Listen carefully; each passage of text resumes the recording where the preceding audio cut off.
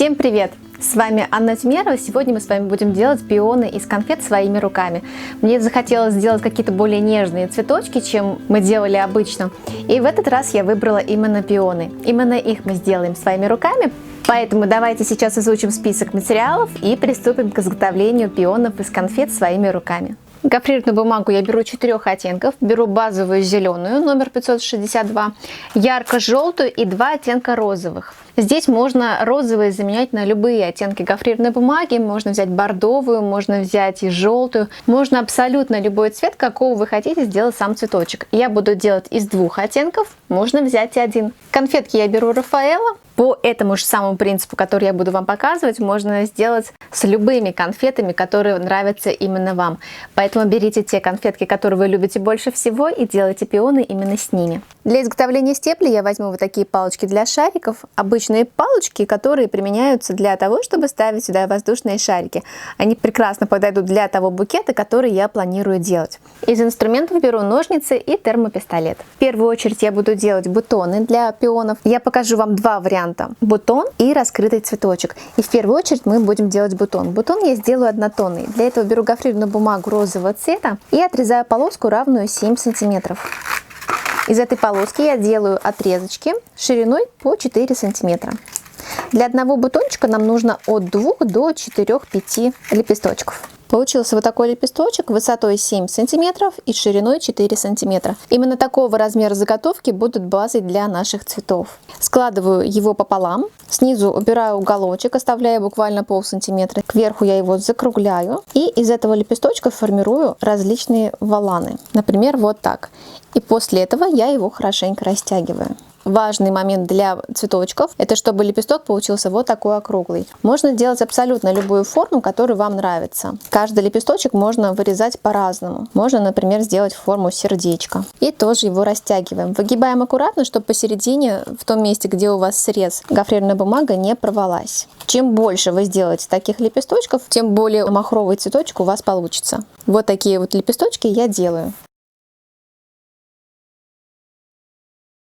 Заготовила лепесточки, теперь беру конфету, и эту конфету нам нужно закрепить на палочку. Как я уже сказала, я буду крепить вот на такую палочку от шариков.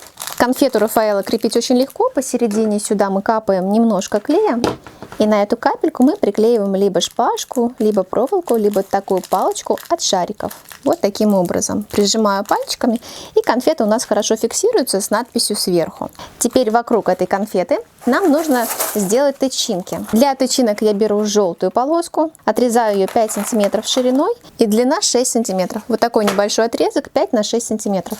Складываю его пополам и делаю такие надрезы для того, чтобы получилось множество тычинок. И после этого их закручиваю, прокручиваю между пальчиками. И приклеиваю эти тычинки вокруг цветочка. При желании такие тычинки можно и не делать. Тут в зависимости от того, какая задумка цветочка, можно сделать без желтой серединки. Вот так вот приклеиваю в круговую. Их не будет сильно видно, потому что пионы будут более закрытые. А если пион более раскрытый, то серединку, конечно, нужно делать. Поэтому в зависимости от того, какой раскрытый или закрытый вы делаете цветок, делайте по-разному. Теперь беру лепесточек, снизу вот так вот буквой В наношу термоклей и приклеиваю вокруг бутона. Частично у нас конфетка закрывается. Так я приклеиваю от 2 до 5 лепесточков. Таким образом я формирую бутон. Более закрытый или более открытый. Бутон пообъемнее или менее объемный. Именно от количества лепесточков и будет зависеть то, насколько большой бутончик у нас получится. Сейчас он получается вот так. И вот даже вот таким бутоном уже можно оставить для букетов. Я сделаю его немножко пообъемнее, добавлю еще чуть-чуть лепестков.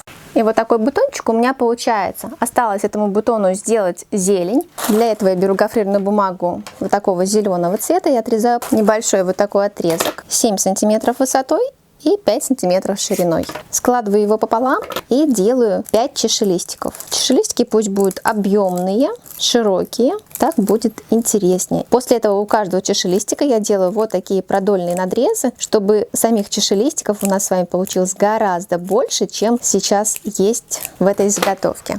И теперь каждый из них мы прокручиваем. Получается множество мохнатых чашелистиков.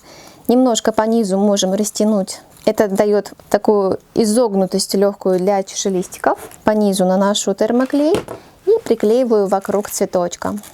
Получаются такие махровые чашелистики, мохнатые, торчащие в разные стороны. Чтобы они меньше торчали, я их закручиваю так вот пальчиками в сторону самого цветка. И получается, что они более огибают цветочек, и цветочек получается более аккуратный. Теперь оборачиваю всю ножку гофрированной бумагой. Для этого беру полоску зеленого цвета, примерно 1-1,5 см. И этой полоской буду оборачивать саму ножку. Под цветочком наношу термоклей и приклеиваю туда гофрированную бумагу. И так оборачиваю ножку той длины, которая мне нужна для моего букета. Сама длина палочки 35 сантиметров. Именно такую длину я оставлю, потому что в следующем видео я буду собирать ручной букет и обязательно покажу вам, как его собираю. Поэтому следите за новинками и делайте вместе со мной. А сегодня мы с вами будем делать вот такие вот бутоны пионов и, конечно же, раскрытые цветочки, раскрытые большие пионы. И давайте покажу, как я их делаю. Для начала я также беру конфетку и креплю ее на палочку. Следующим этапом делаю тычинки из желтой гофрированной бумаги и приклеиваю эти тычинки вокруг самого цветочка, чтобы они немножко вот так вот виднелись. И после этого делаю множество лепесточков того цвета, который мне нужно. Здесь я взяла темно-розовый и светло-розовый. Именно с ними буду сейчас собирать сам цветочек. Принцип изготовления лепесточков тот же самый, только где-то мы делаем один надрез, делаем такие широкие лепесточки, где-то делаем 2 надреза. Можно взять ширину лепестков немножко побольше, если есть такая необходимость. Лепесточки могут быть разной ширины, и если они будут разной ширины, это будет даже лучше смотреться.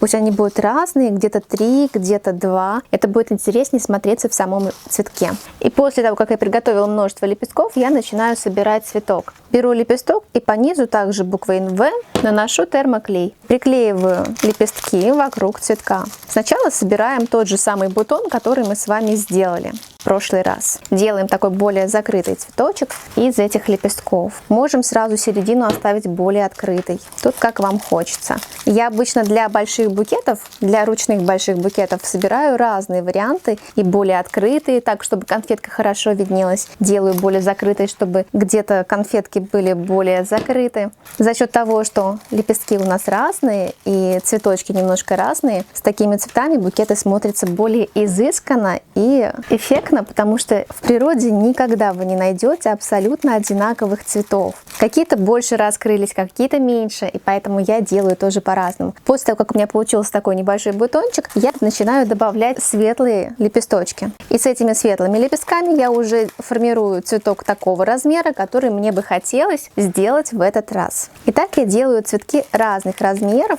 За счет игры лепестков, за счет игры красок гофрированной бумаги цветочек становится более красивый, на мой взгляд. Но тут тоже в зависимости от той композиции и той задумки, которая у вас есть. Я делала такие пионы и чисто белые, чисто бордовые. Это смотрится очень красиво. А делаются они тоже очень быстро, поэтому если вы планируете делать летние букеты, то делайте обязательно эти пионы и собирайте с ними целые корзинки, ручные букеты и какие-то композиции. Я на своем канале Букет7.ru ТВ обязательно покажу вам несколько вариантов с такими пионами. Думаю, за лето еще успею заснять для вас множество мастер-классов, поэтому следите за новинками. А у нас с вами получился вот такой цветочек, и ему нужно сделать чашелистики. Чашелистики делаю по тому же самому принципу, как и для бутонов, только длину гофрированной бумаги можно взять чуть-чуть подлиннее, потому что цветочек у нас более объемный. И чтобы чашелистиков было больше, берем гофру немножко подлиннее. Делаю такие же надрезы и прокручиваю так вот между пальчиками. Получается чашелистики. Снизу чуть-чуть подкручиваю, вот таким образом загибаю. Так они будут лучше ложиться вокруг цветочка. По низу наношу термоклей и оборачиваю сам цветочек. Сейчас у нас получается вот такой цветок. Чашелистики я загну в сторону тоже самого цветка. И вот такой цветочек у нас получается. После этого полоской гофрированной бумаги я обклеиваю всю ножку. И вот такой цветок у меня получается. Итак, в зависимости от количества лепесточков можно делать более закрытые и маленькие бутоны или более открытые цветы и большего объема цветочки. Делайте те, которые вам нравятся, такого объема, который вам нравится, и экспериментируйте с цветами гофрированной бумаги, с вариациями сочетания этих цветов. Ваши цветочки непременно получатся очень красивые. Я же с вами сегодня прощаюсь. Это был мастер-класс по пионам из конфет и гофрированной бумаги. С вами была я, Анна Тюмерова. До скорой встречи. Пока-пока.